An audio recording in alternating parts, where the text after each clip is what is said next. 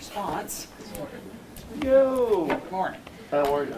I'm well. Well, thank you all so much for being here this morning.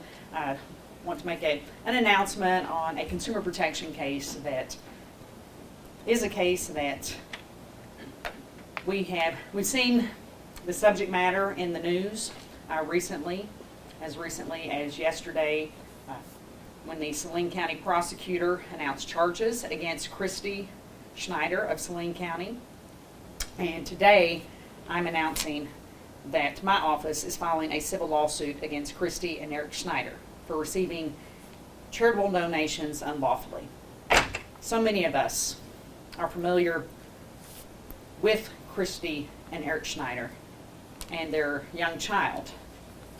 We've been aware of this case and this issue for a number of years, actually. And matter of fact, a couple of years ago, when I spoke in Harrison at a law enforcement appreciation dinner, I used this case as an example, not this particular case, but the subject matter at hand, the young child, because this young child loved law enforcement so much. But unfortunately, his love for law enforcement and the abuse that he was suffering at home had just come to light over the last year or so. And the individuals, the attorneys in my office have worked diligently once it came to light what the Schneiders were doing to their young child and exposing their young child, and essentially taking advantage of the goodwill of Arkansans, the big hearts of Arkansans. So I want to give a special shout out to Shannon Hollion, the Attorney General's office, David McCoy, Attorney General's office, and Trent Mentor. Those are the three attorneys that worked very hard on this case to ensure that we were able to hold Kristy and Erik Schneider accountable. Essentially, Kristy and Erik Schneider falsified their child's health condition to receive more than $31,000 in charitable donations and contributions from Arkansans who were quite simply looking to assist a family in need. We are filing this complaint against the Schneiders under the Arkansas Deceptive Trade Practices Act.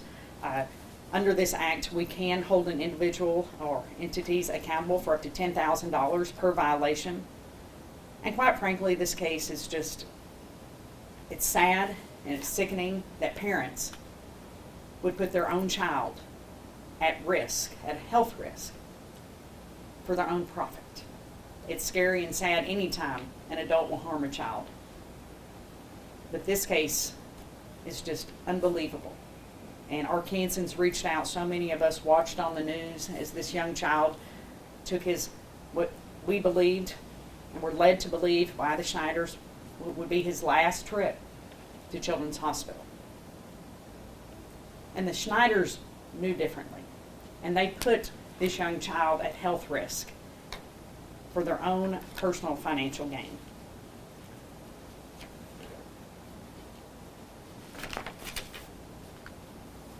The child is better,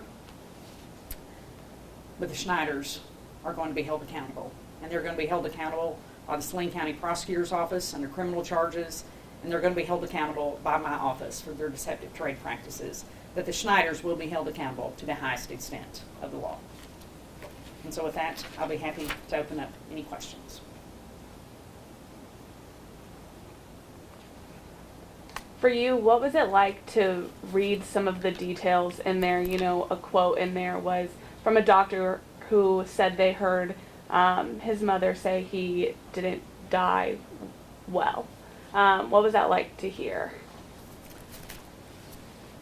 Well, again, it's absolutely unconscionable to see adults or see anyone really to harm a child, but to purposefully harm a child and to put a child's health at risk for their own financial profit is disturbing, disgusting, and so that's why I believe it's important that we hold these individuals accountable in every way possible, and that's why we're going to do our part here at the Attorney General's office from the public protection standpoint, because while it may only be $31,000, but that's $31,000 that generous Arkansans gave of their personal money to help this family that they believed was in need, when in fact it was the young child who was in such great need and living in an absolute house of horrors that we can't imagine. And so it's, as a parent of a young child who was actually sick yesterday on her 3rd birthday. You know, I was thinking of everything I could possibly do to get her well. The last thing I could ever think of was to do something to harm that child. Yes, Do we sir. have an updated status on the child and what his future might hold? We're going to direct any questions with regard to the child to the Department of Human Services. Is there any indication what exactly the defendants were doing in this case to cause these health problems? And all of that, those questions I will direct to Department of Human Services or to the Saline County Prosecutor's Office. What advice, I guess, would you give maybe other parents or healthcare workers to sort of identify and prevent similar cases like this? Well, I, encourage all Arkansans to, if you see something that doesn't seem quite right, say something. And so, fortunately, that there was an incident that didn't seem quite right with these individuals, and so they were alerted. People in that area had been alerted to issues, and so we're grateful for that. But please, as we say in our public service announcements, if something doesn't seem quite right, say something, because you might save a child's life.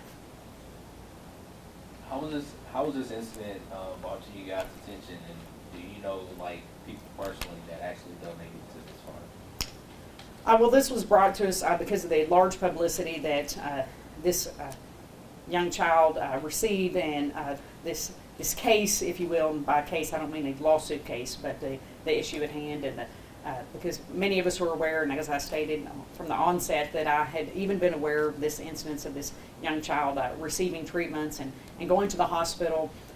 And so when it came to light that it was not, in fact, that this young child was being sick as a result of the parents' actions, then we started looking into and working with us and social media to see what the root cause was in terms of why what the parents were receiving.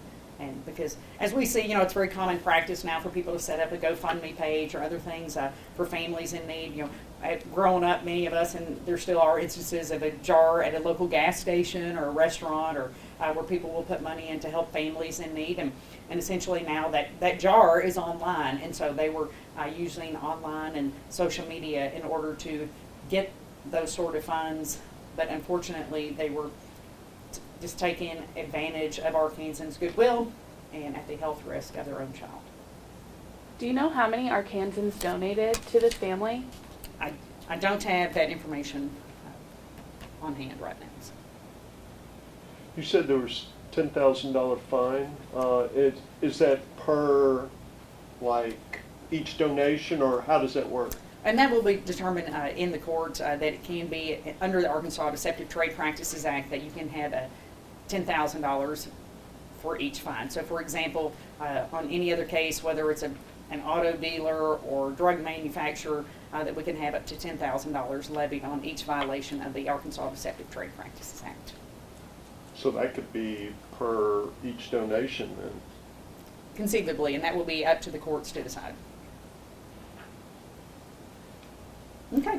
Well, if there are no further questions, again, a huge shout out to the team in our Public Protection Division, Shannon, David, and Trent, for all of their work, and our investigators and paralegals who have worked diligently on this case. I can't say enough good things about the team here at the Arkansas Attorney General's office. So thank you all very much for covering this, and please keep this young child and others in unfortunate, sad, scary situations in your hearts and prayers. So thank you all so much for being here today. Appreciate it.